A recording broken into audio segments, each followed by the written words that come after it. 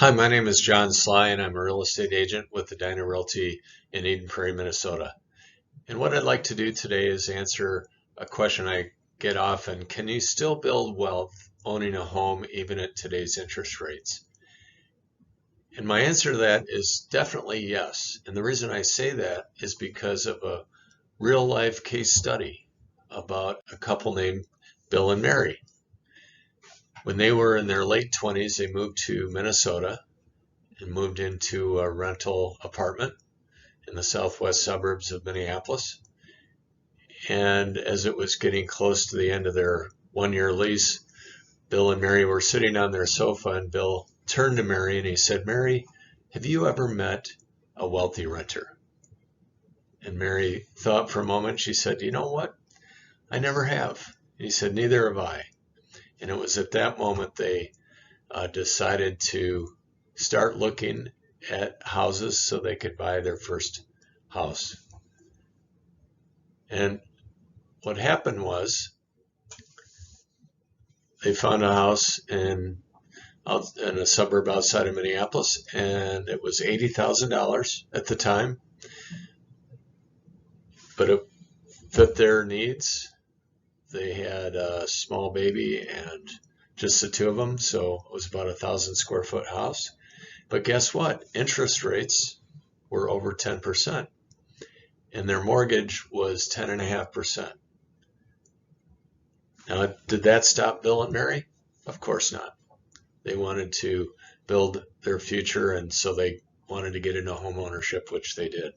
Now, later on, they refinanced at 8%. They were in heaven. They thought that was a great rate. Well, about 6 years later, they were getting a little cramped. They have now two children, and they decide to move up. So they buy a house in the southwest suburbs, and guess what? Interest rates are 7.5% now. So they get a mortgage for 7.5%. Later refi when the rates go down at 4.25%. So they lived there quite a long time, and then later on they downsized. But the point is that interest rates fluctuated anywhere from 3 to 10% during that period of time when they were buying and selling real estate. But the important thing is they got into home ownership early on so that they could build equity over time, pay down their principal, and it really made a difference in their financial future.